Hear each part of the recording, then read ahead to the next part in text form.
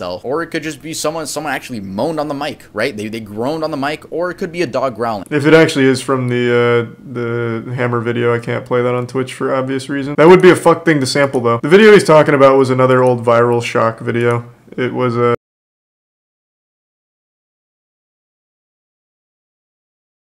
I want to know what the most demonic song is. How was your piss? I told you guys that for Valentine's Day, Tiana and I cooked pasta, right? Every time I've peed since then, it has literally smelt like that pasta. That shit has coated my entire urine. So it's kind of cool.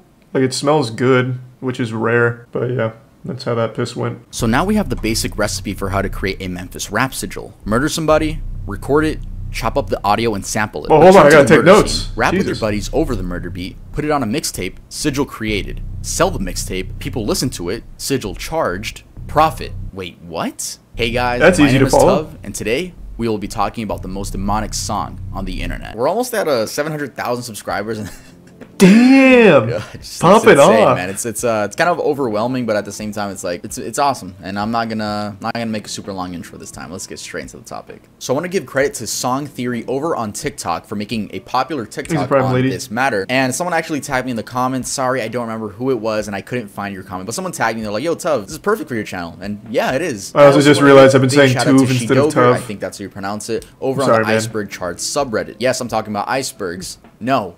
We're not making another iceberg, dude. No. Nah, I don't know. If we ever make another iceberg on the channel, I don't know. It'll be like in... Today we're going to be talking about Memphis rap sigils. Yeah, I've never even heard of this. Well, to answer that question, first we must inform ourselves about Memphis rap. You see, in the 90s, Memphis rap had its own underground community. Now, rappers wouldn't just rap over simple boom bap beats, but instead over extremely dark and gritty instrumentals, while rapping about darker subject matter. Oh, I wanted to read that. Pioneers often credited to this style include 3 6 Mafia, Ghetto Boys, DJ Spanish Fly, Grave Diggers, Bone Thugs and Harmony, and more. This hip-hop subgenre became known as horrorcore. Like I was saying before, they're not rapping about your average stuff. They're rapping about chopping people up and then throwing them in the trunk and then eating them later, right? They're rapping about the craziest stuff. Those were 3 6 lyrics? The genre also frequently presents... Alright, sorry to like immediately go into the tangent, but I used to love 3 6 Mafia. They're the same ones that was, Put That Money in My Hand. Ah, fuck. What was that song? I was literally singing it today. Stay Fly. That was the one. I used to love that song.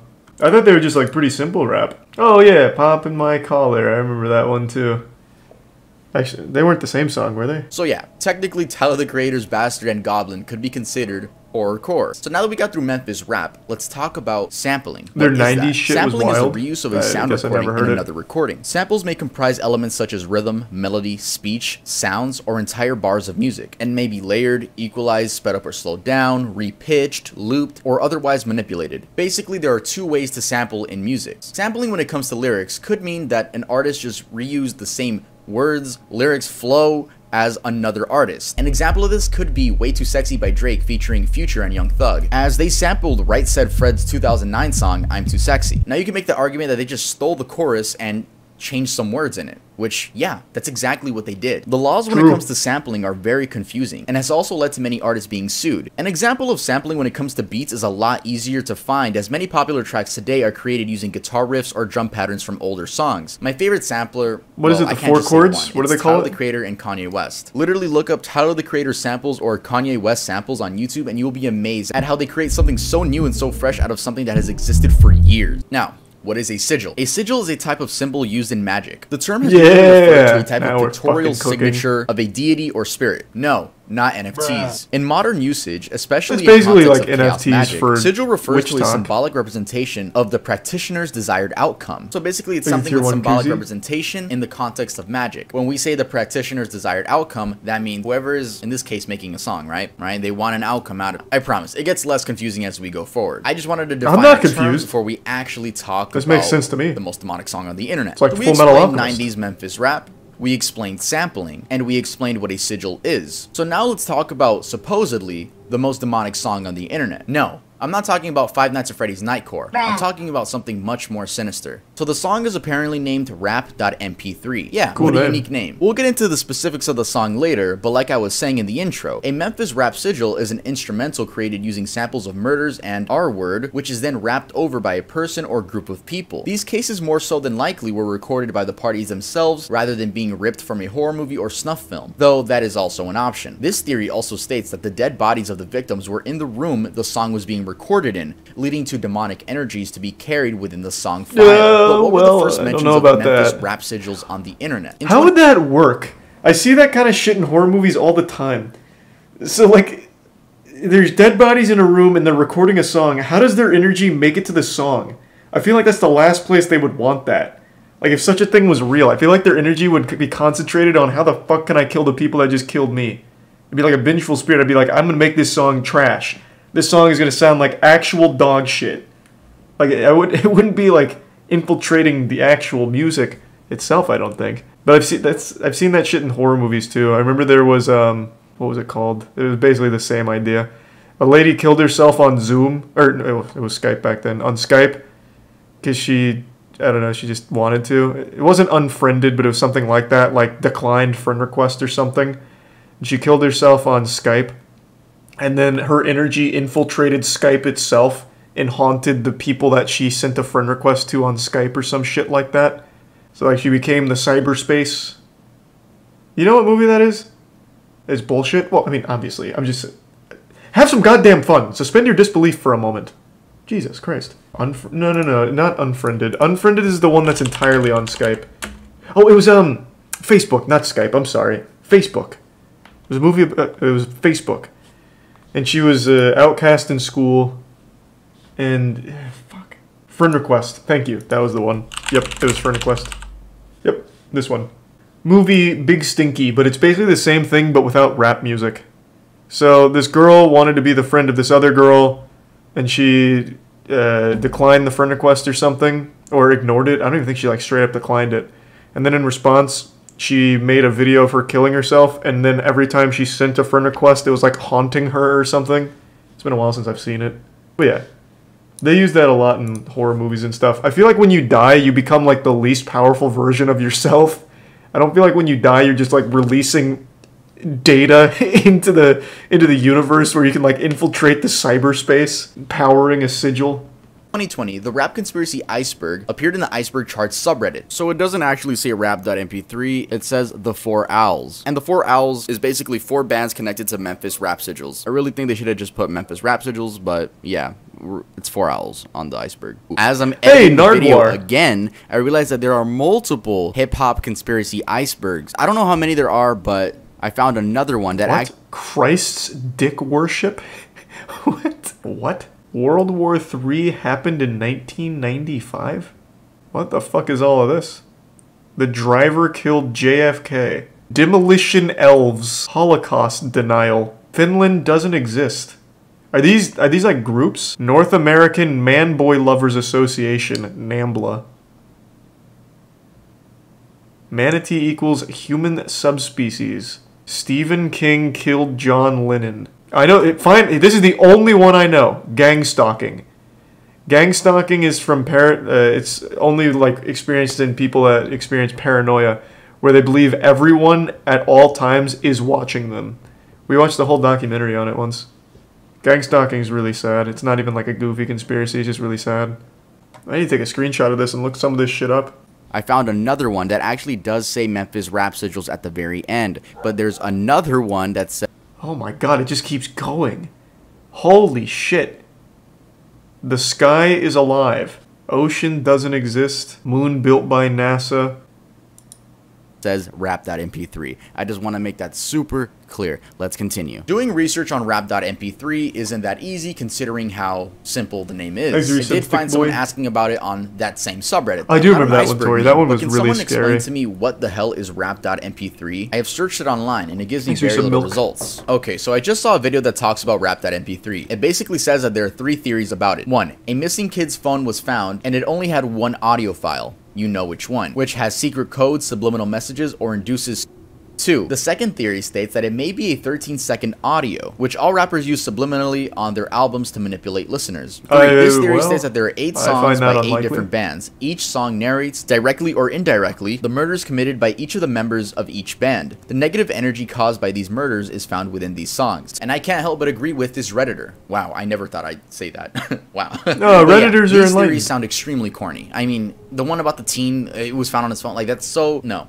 But we need to go back further in time. This song better be fucking terrifying. All credit to X-Files of Rap. They have an amazing blog post which helped me a lot for the research of this section. So as we can see here, the idea was being talked about on 4chan's paranormal image board in 2017. Enema. I honestly didn't even know icebergs were a thing in 2017, and I felt so embarrassed when I found this out because I'm like, dude, my most viewed video is it's an iceberg. Yeah, that's an L for me. 2017, dude, I was 12 that year. But wait, what's this? Finally, we get links to some examples. Bro, I'm fucking old. Yeah, we are gonna listen to. 2017 was 5 years ago. Response to the person that was asking.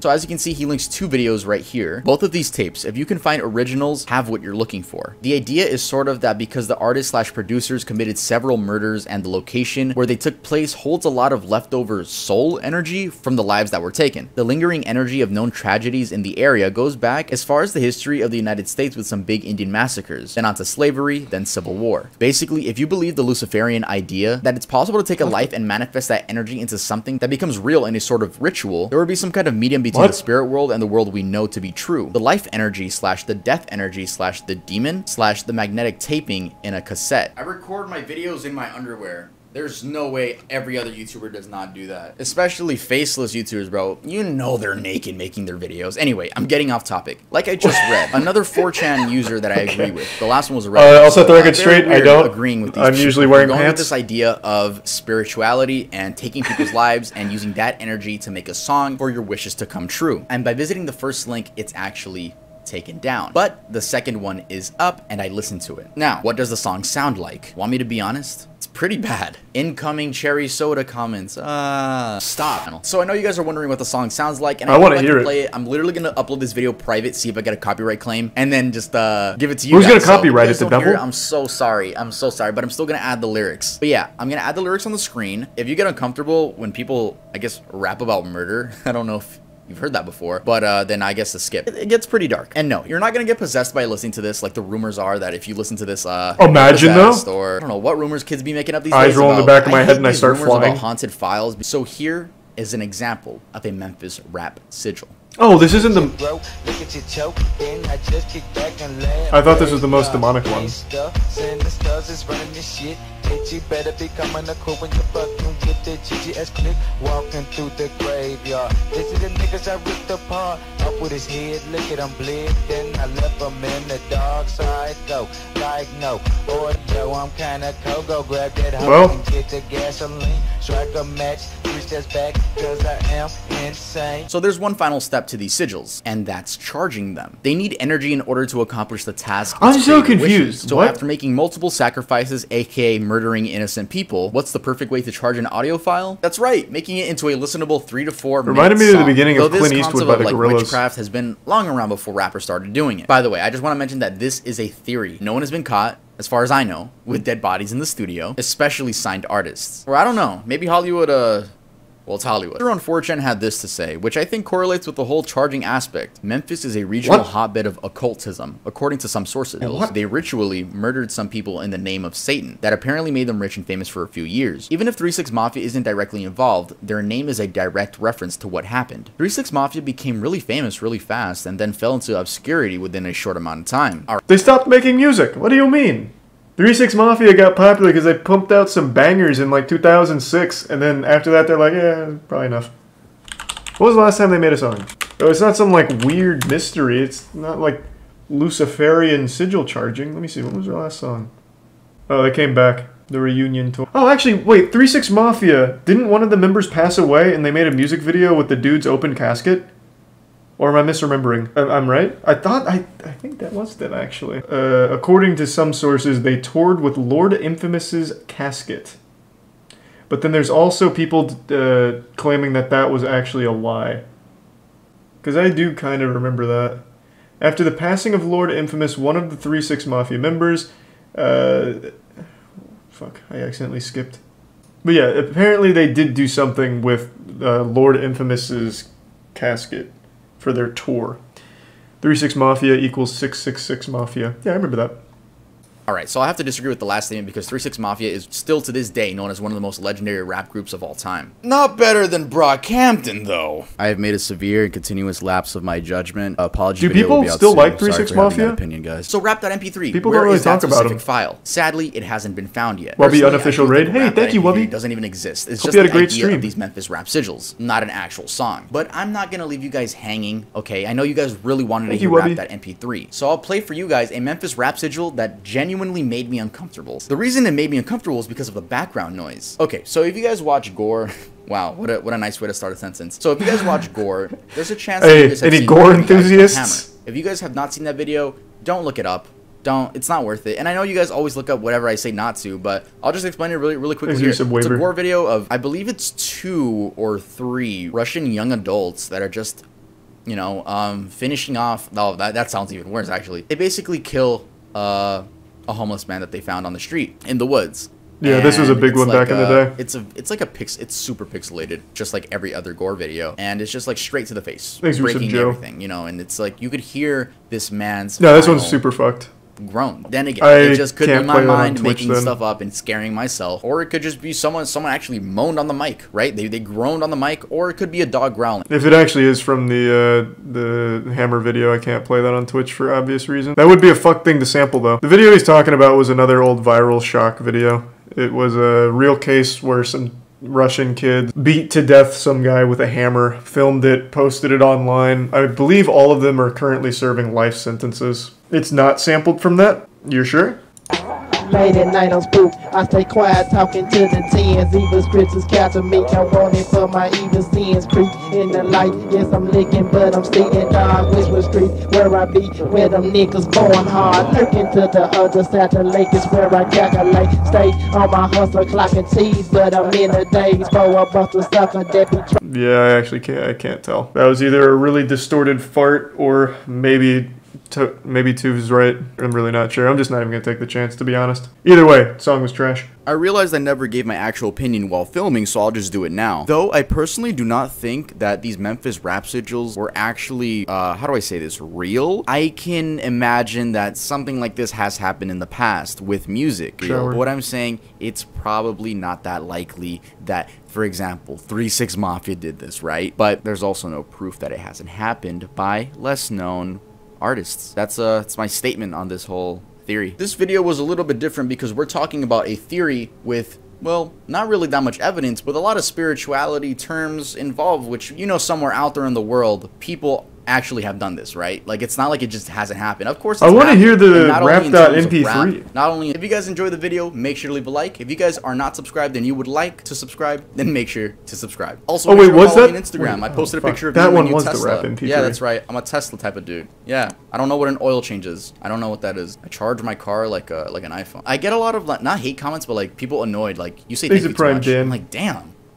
Those are the type of hate comments I get. People saying I say thank you too much. That's so weird. Like, you guys complain, that is fucking not you weird. guys, but like people complain about everything, and I'm not gonna stop thanking you guys, man. My dream car, I bought it at 19. It's a blessing. And just go check my Instagram. I probably posted like a sentimental video over there. All my Patreon members get to talk to me privately. Hey, shout outs to Jake, who every time I start a stream says all I do is say thanks. Love you guys, and I'll see you guys next time I upload. That really is a weird complaint. For some reason, people really do get upset when you say thank you. Thanks to the resub, Rice Yeah, I had never heard of this whole rap sigil shit. I thought that demonic song was gonna be a lot different. I thought it was going to be one of those weird witch talk things, but it seems like it's more just a creepypasta based around the idea of a weird rap song. More two, please? Jeez, more two, please? Nah. I don't... So he only has 130 videos, and we've gone through a lot of them now, because I really like his content, so I've got to savor it. Yeah, I don't know, it's so ingrained. I know it's tough.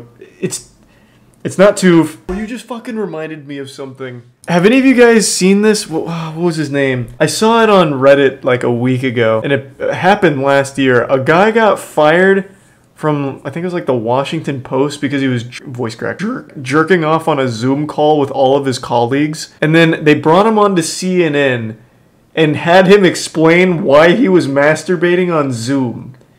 So it was such an uncomfortable segment. The lady's like, you may see we're joined by fucking Dick McButtman, whatever his name is.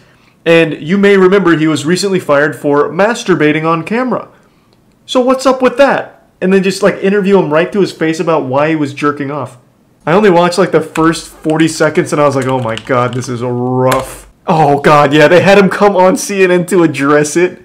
Oh, it was painful. Hey Jeff. It has been a while. Hey, how's that dick hanging? Just kidding, I already know. I saw it. What's happened in the months since we've seen you, since some of our viewers may not know what has happened. So I guess I'll... So I just don't understand why they'd do this. I mean, it's fucking CNN viewers. They could have just brought him back. No one would have said shit. They probably didn't even know that this man's meat came out at some point in front of his colleagues and fucking full-blown Louis C.K'd them or whatever. I don't know what they were thinking, but I'm so glad it happened. Because he has to sit here and he has to sit here and explain the masturbation for 10 fucking minutes. Like I said, I only watched like the first minute or so. It is goofy. Take it away. Help yourself. Okay. Yes, please. I'm excited. In October, you were on a Zoom call with your colleagues from the New Yorker magazine. Everyone took a break for several minutes, during which time you were caught masturbating on camera. Yes. And I'll do it again, too. Fired from that job after 27 years of working there. Threw it away. And you, since then, have been on leave from CNN. Do I have all that right? That's a pretty good lore update. Sad to say. Okay, so let's start there. Okay. To quote Jay Leno, what the hell were you thinking? Well, obviously, I wasn't thinking very well or very much, and it was something that was inexplicable to me. It was probably exhilarating, though. I wouldn't exactly say in my defense, because nothing is really in my defense. I didn't think I was on the call. I didn't think other people could see me. You thought that you had turned off your camera? Correct. Yeah. I thought that I had turned off the Zoom call. Now, that's not... Even this guy in the back's like, are you fucking serious? You're telling me this guy masturbated on a Zoom call? What? Like, he's just now getting this information like I did. And he's shocked. Just as shocked as I was. But I do have to appreciate Toobin's work ethic. They took just a couple-minute break, apparently. Like, they were on a Zoom call going over business, you know, doing business shit. And apparently, like, all right, we're going to take a brief recess. Everyone go get yourself a coffee or something. And in the brief 30 seconds that the people weren't there, the man just whips his cock out and goes to town. Like, damn. He's about efficiency. You could say a lot of things about Jeffrey Toobin. I've never heard that name in my life. But I'm assuming you can say a bunch of bad shit about him. One thing you can't say, though, is he doesn't know how to jerk it. And he doesn't, you know, live for the thrill, to say. Like, I have to at least appreciate that. I have to give kudos where they're due. Defense. This was deeply moronic and indefensible, but I mean that is part of that. That is part. That of is the an story. alpha move.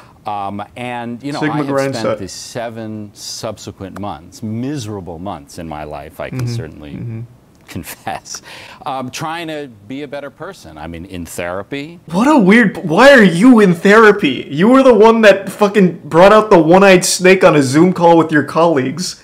And I would wager... I don't know this guy. I'm not going to sit here and Reddit armchair psychologist this man. But I would wager he had to know that there was some level of danger to it. Something like the thrill is what got him horned up. There had to be something to it. But why the fuck are you in therapy? Like, jerking off doesn't make you a bad person, but what you did does. Like, what puts you in therapy? Your fucking colleagues, based on the size of your meat, probably needed therapy. Like, he's not the victim here. I see this all the time.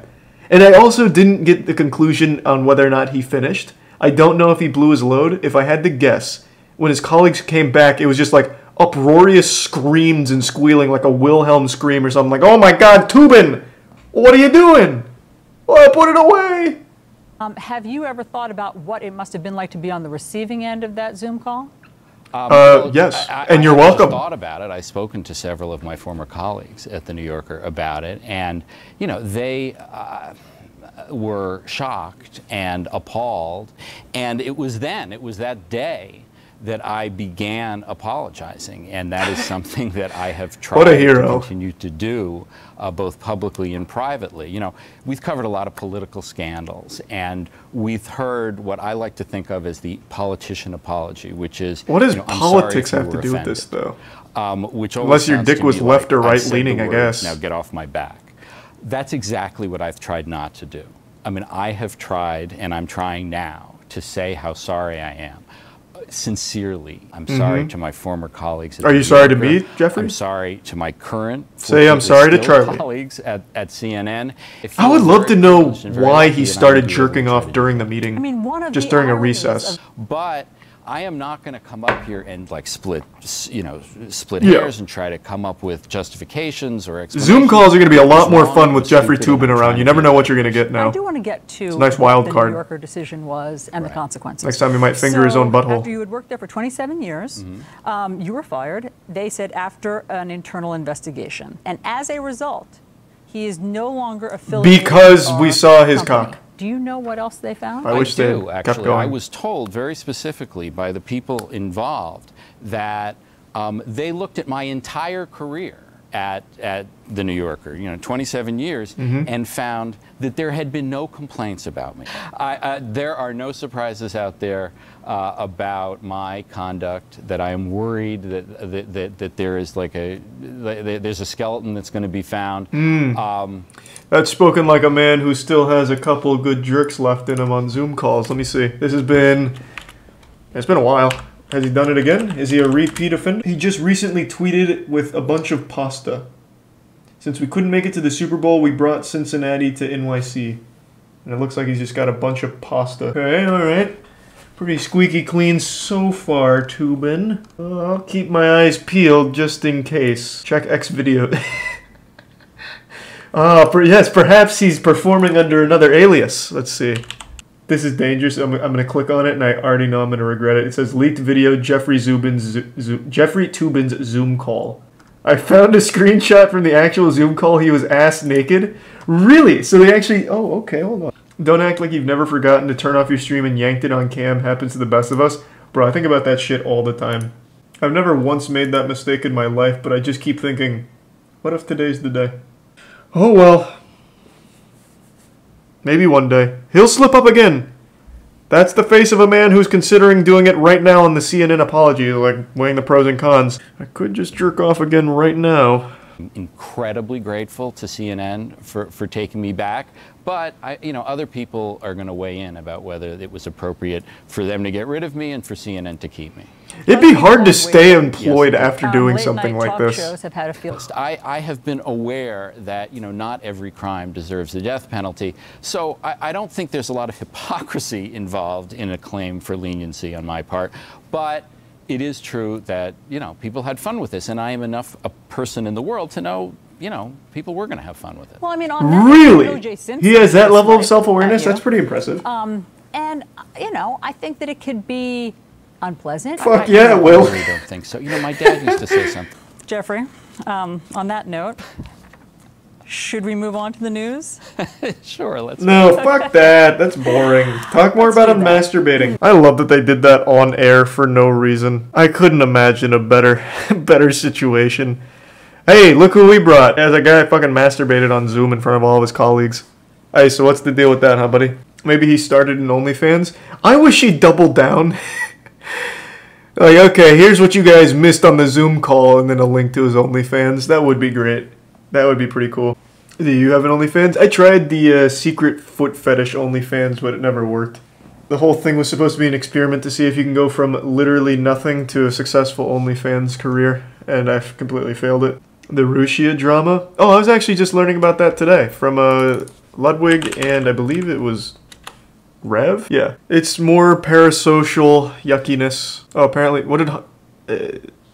without getting too deep into the weeds of the drama, what did HoloLive say? What was their official announcement?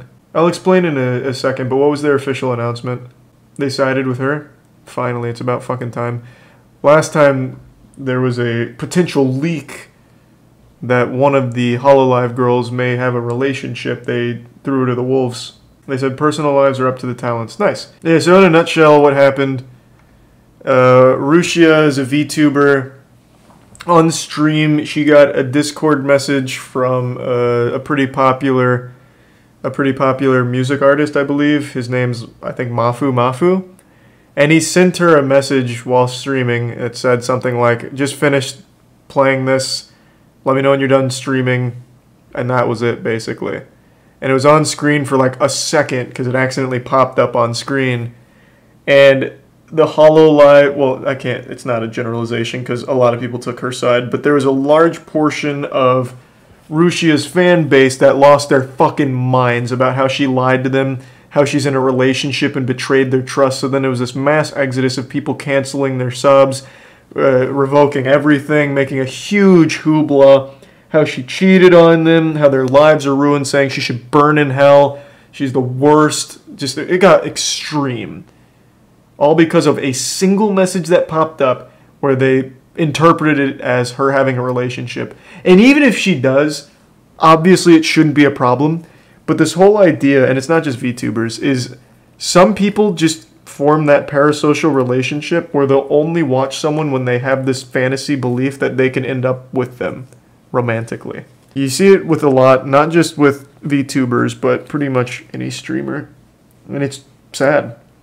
So one thing I know about idol culture in particular is they're usually barred from ever mentioning relationships because they're supposed to represent this idea that anyone, like they're supposed to be this perfect girl, and they're supposed to portray the idea that any man could possibly be theirs. You know? They're just pure and waiting for that parasocial Andy weirdo.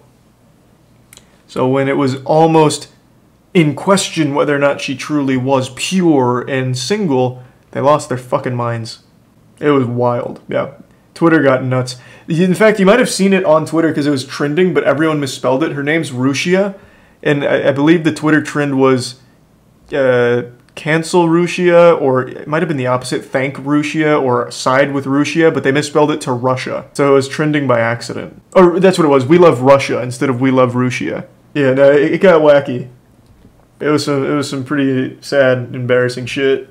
Putin is mauling. Yeah, he was probably like super excited, pumping his fist like, oh my god, we got the Western audience, baby. And it's like, oh, what the fuck is this? VTuber? Waifu? What? Yeah, again, it's not just VTubers, man. I think with VTubers, I think Ludwig made a good point. For some VTubers in the Hololive community specifically, they do farm that parasocial interaction.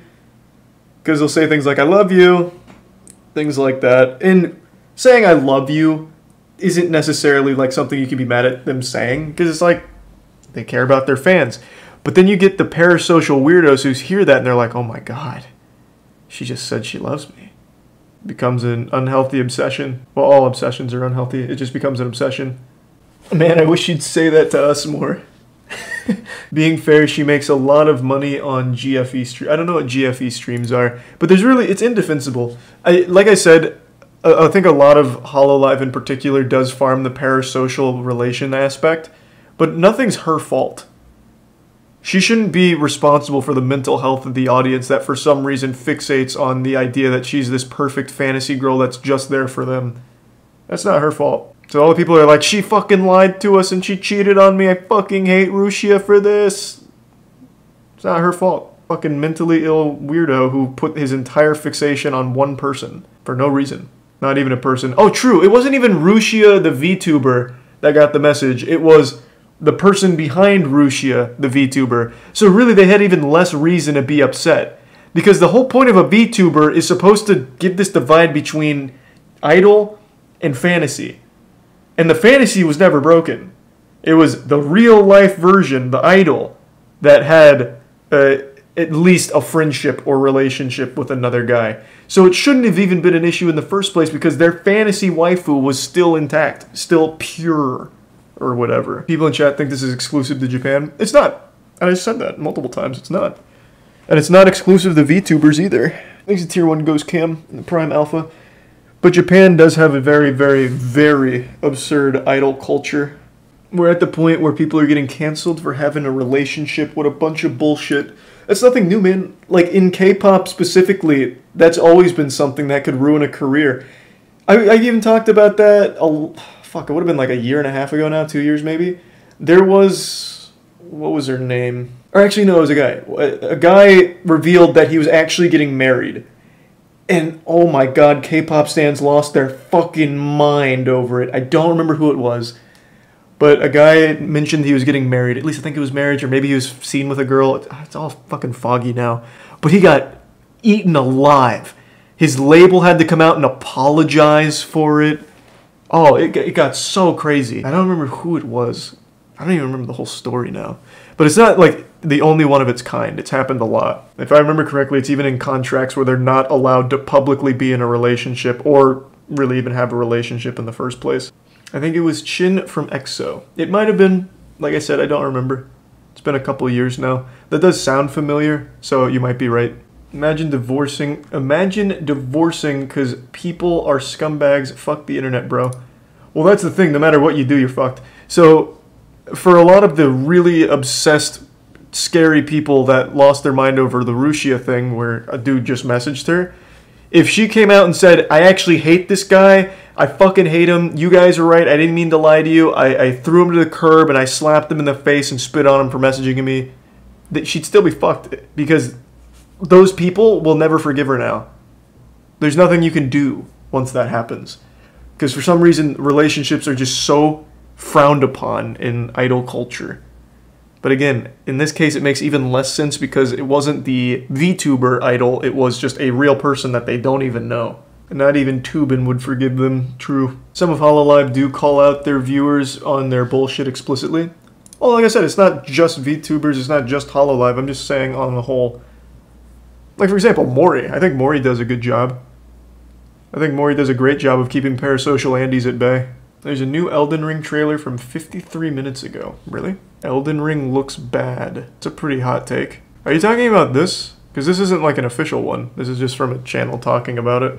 Oh, it's a YouTube ad. Gotcha, I gotcha. Did you check the Shogun Method guru channels? Fuck, man, we know all about the Shogun Method. I love that. Fuck popular shit that people are excited for. Yeah, fuck you guys being excited for games. I only like garbage that's not popular. Pal World is looking nice. I keep up with Pal World. It's Pokemon with guns. This is looking good. Like, I'm exaggerating. It doesn't look like it's going to be the best game ever made or anything like that, but it looks like so much fun.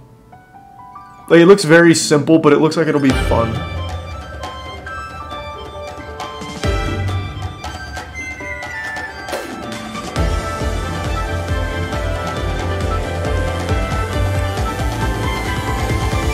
So, what's not to like about this?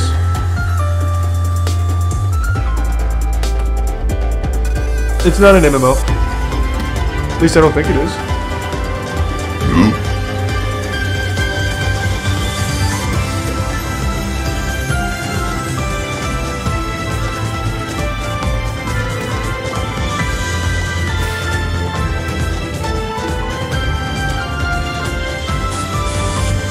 See, like, how does that not at least look enjoyable? It's such a fun idea. Pokemon with guns and torture. Like, I'm on board. Sweatshops.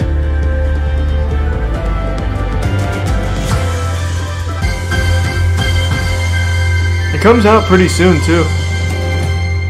I think it's this summer, right? Okay, I guess they're not telling me. I'm pretty sure it comes out this summer. Is it free? No, I doubt it.